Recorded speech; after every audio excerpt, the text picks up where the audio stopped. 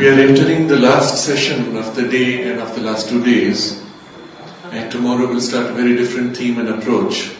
And in a sense, this session is at the heart of all that we have been discussing the last more than 24 hours.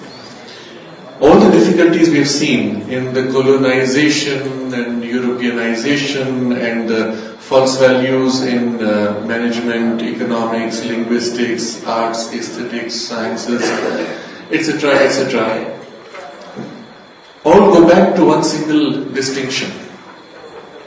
And it's a distinction of mindset. And I'm going to bring here an idea which Sri Aurobindo wrote about 100 years ago. He pointed out that there is a distinct character, a stamp of the Indian mind. Just as there is a distinct stamp and character and mold of a European mind. It's a general statement, but still. And he distinguished these two, described their specific characteristics, their advantages, their limitations, and so on.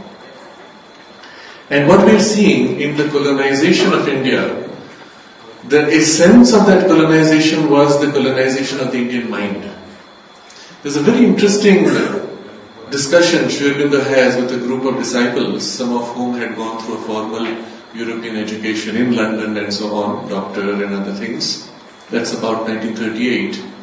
And Sri Aurobindo says to them, all of you are already half European in your mind. And they don't understand what he's talking about. And this is the character of colonization, as Dr. Conrad Elst pointed out earlier. We are not even conscious that our minds have been colonized. And so how do you undo something that you don't even know? If you go deeper into the question, we recognize that the colonization of the mind is a violence, is a distortion, is a perversion, because inherently there is an imprint, a svabhava, a swadharma, which is the mold of the Indian mind.